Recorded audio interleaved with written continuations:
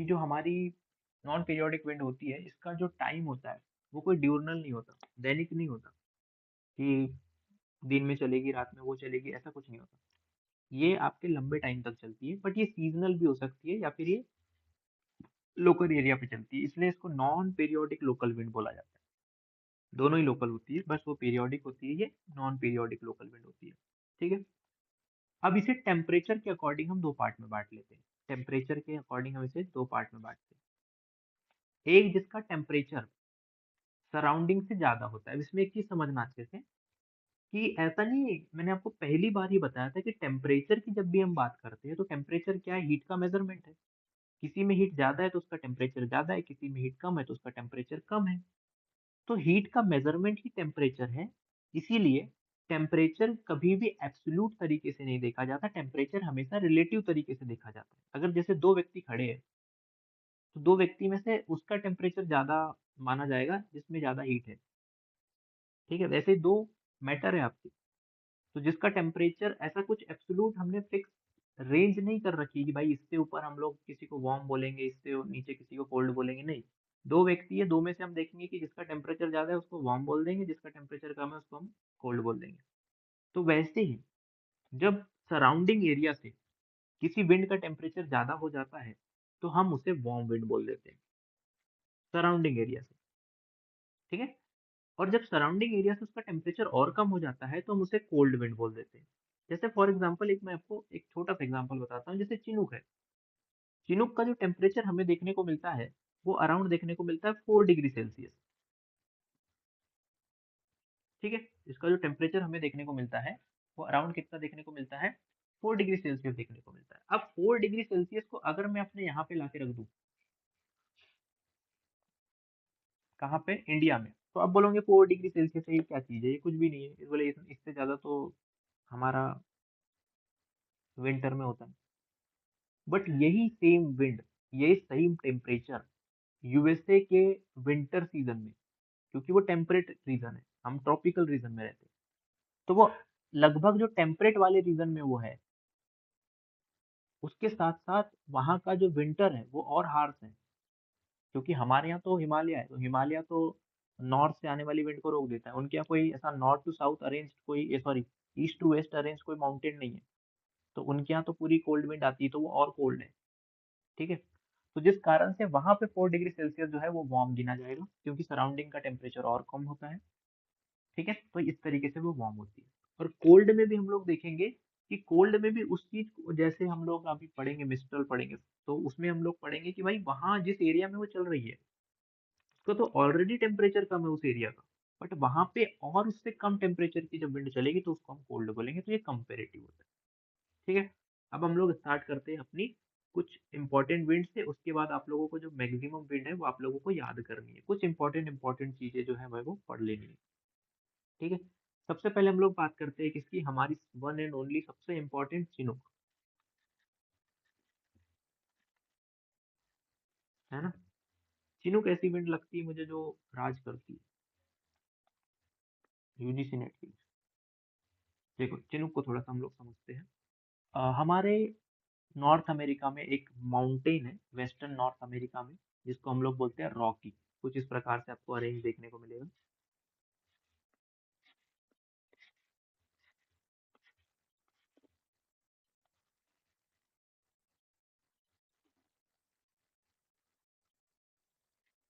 चलो, अब देखो इसमें क्या होता है। मैं बताया कि ये थोड़ा टेम्परेट टाइप का है। और दूसरी चीज, जब यहाँ पे विंटर चल रहे होते हैं तो पूरा का पूरा जो हमारा पैटर्न होता है, हमारे जो एयर प्रेशर्स होते हैं, पूरा जो सर्कुलेशन होता है वो कहाँ शिफ्ट हो जाता है, सदर्न हेमिस्फीयर में। सनी सदर्न हेमिस्फीयर में चले जाता है, तो पूरे प्रेशर वो बेल्ट भी साउथ हेमिस्फीयर की तरफ क्या हो जाते हैं, खिसक जाते हैं। तो साउथवर्ड हो जाते हैं हमारे प्रेशर बेल्ट भी। तो यहाँ पे कौन सी विंड चलती है उस समय, वेस्टर्ली चल रही होती है। ठीक है। और ये टेम्परेट रीजन है, तो यहाँ पे आपके साइक्लोन भी बनेंगे। कौन से साइक्लोन बनेंगे, टेम्परेट साइक्लोन बनेंगे। तो टेम्परेट साइक्लोन और हमारी वेस्टर्ली के साथ, वेस्टर्ली ऐसी चलेगी, तो टेम्परेट साइक्लोन और वेस्टर्ली के साथ अगर कोई एयर मास रॉकी के वेस्ट एरिया से ईस्ट रॉकी की तरफ क्या करता है, आता है तो क्या फिनोमिना होता है समझना। कोई एयर मास है हमारा, यहाँ से हम कोई एक एयर मास ले लेते हैं, यहाँ बना लेते हैं एक एयर मास। ये एयर मास हमारा वेस्टर्ली के साथ आया या फिर टेम्परेट साइक्लोन के साथ आया, वेस्ट टू ईस्ट ये चलेगा। तो जब ये एंटर करता है हमारे रॉकी में, और रॉकी में ये सब विंडवर्ड साइड होता है, ये वाला साइड को हम लोग बोलते हैं विंडवर्ड साइड, ये वाले साइड को हम बोलते हैं लीवर्ड साइड। तो जब ये एयर मास विंडवर्ड साइड में होता है और जैसे ही ढाल के सहारे ये क्या होता है ऊपर की ओर चलता है, तो इसकी एडियाबेटिक कूलिंग होती है ना। एडियाबेटिक कूलिंग मैंने आपको बताया था, अच्छे से याद करना, है ना, कि 10 डिग्री सेल्सियस पर किलोमीटर जो है आपका टेम्परेचर क्या होने लगता है, डिक्रीज होने लगता है due to expansion of volume. जैसे वॉल्यूम बढ़ते जाता है वैसे वैसे टेम्परेचर क्या होता है हमारा डिक्रीज होता है। तो विंडवर्ड स्लोप या वेस्टर्न स्लोप पे तो क्या है, इसका टेम्परेचर डिक्रीज होता है, जैसे जैसे ये ऊपर जाता है इसका टेम्परेचर कम होता जाता है और वॉल्यूम बढ़ता जाता है।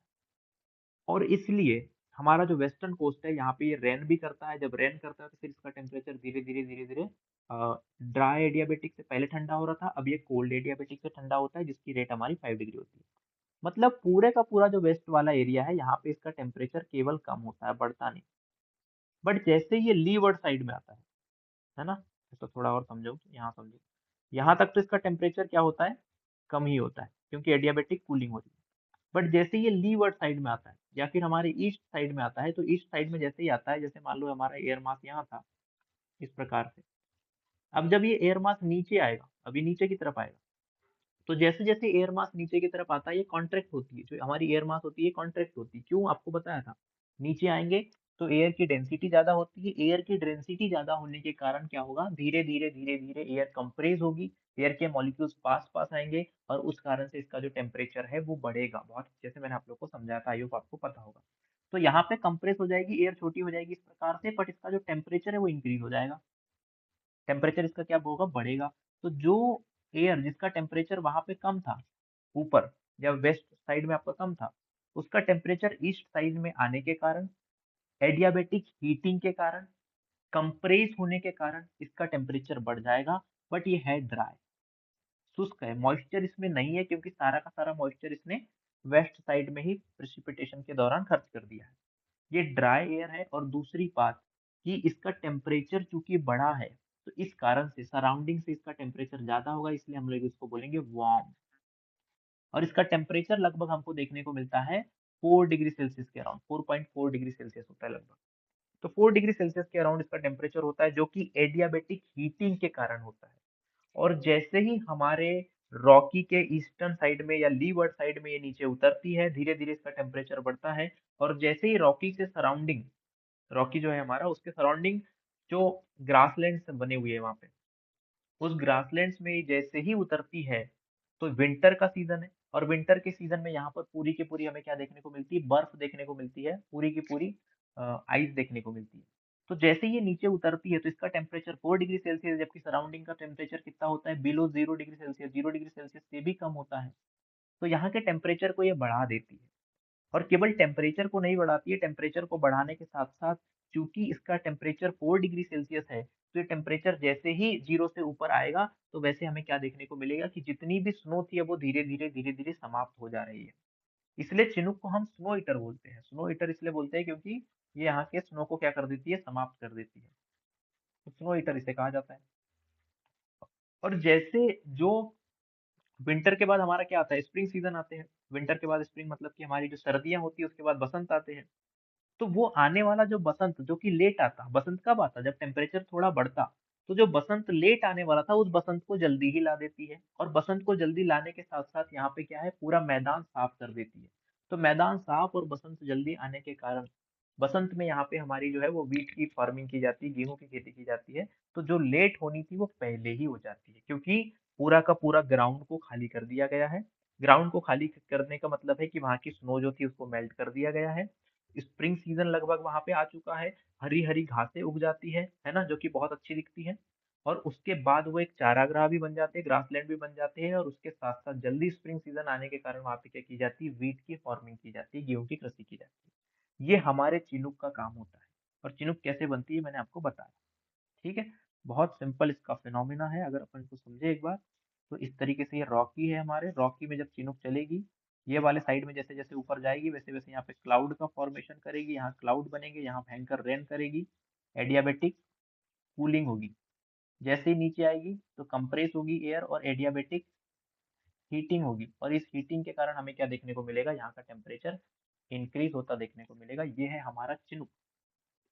सेम चीज आल्प्स माउंटेन में हमारी कौन करती है, फॉन करती है। आल्प्स माउंटेन में हमारी कौन करेगी, फॉन करेगी। सेम फिनोमिना, कुछ चेंज नहीं होता, सेम का सेम फिनोमिना हमारी फॉन के द्वारा कहाँ देखने को मिलेगा, आल्प्स में। बस आल्प्स की सीटिंग अलग है। आल्प्स कुछ इस प्रकार से फैला हुआ है, आल्प्स कुछ इस प्रकार से फैला हुआ है, मतलब ईस्ट टू वेस्ट फैला हुआ है लगभग। ठीक है, तो वो इस प्रकार से जाएगी। अपना फॉन स्टार्टिंग कहाँ से करेगी, फॉन चलना स्टार्ट करेगी हमारे साउथ स्लोप से, सदर्न साइड से, और ये नीचे कहाँ उतरेगी, नॉर्थ साइड में। तो जब नॉर्थ साइड में ये नीचे उतरेगी तो यहाँ इसकी एडियाबेटिक हीटिंग होगी और यहाँ के टेम्परेचर को ये क्या कर देगी, इंक्रीज कर देगी। और वहां पे भी ये सेम काम करेगी कि स्प्रिंग जल्दी आ जाएगा, पतझड़ जल्दी हो जाएंगे। ठीक है, और उस कारण से यहाँ पे क्या देखने को मिलेगा आपको, एक बढ़िया सा मौसम देखने को मिलेगा। इसको आप लोग क्लाइमेटिक ओएसिस बोलते हैं, मतलब उद्यान बोलते हैं। जैसे हमें माउंटेन में देखने को मिलता है ना हरा भरा, माउंटेन बोलता हूँ, हमें डेजर्ट में देखने को मिलता है ना ओएसिस, जहाँ पे कि वाटर होता है, जहाँ पे ह्यूमन सेटलमेंट्स होते हैं। ठीक है, जहाँ पे कुछ हरियाली देखने को मिलती है। तो वैसे ही जब ये स्नो को पिघलाती है, ये भी स्नो को पिघलाती है, और वहाँ की जो वैली होती है जब उसको बहुत हरा भरा कर देती है, तो ऐसा लगता है जैसे डेजर्ट में हमारा पूरा का पूरा हरियाली देखने को मिलती है ना, वैसे यहाँ पे भी जब स्नो समाप्त होती है तो बहुत अच्छी हरियाली देखने को मिलती है। इसलिए इसे क्लाइमेटिक ओएसिस बोला जाता है, उसे स्नो ईटर बोला जाता है। ठीक है, और टेम्परेचर बढ़ जाता है तो जो फ्रॉस्ट जैसी क्रियाएं होती है वो भी कम हो जाती है, तो उस कारण से जो हमारी ग्रेप्स की फॉर्मिंग होती है उसको भी ये क्या करती है, आपकी हेल्प करती है। इसी प्रकार की एक विंड आपको देखने को मिलती है अर्जेंटीना में, जिसे जोंडा बोलते हैं।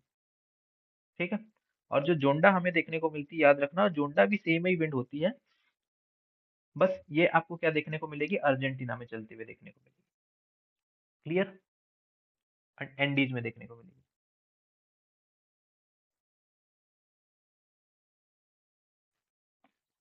तो यहाँ पे हमने तीन विंड पढ़ा, क्यों चलती है ये मैंने आपको बताया।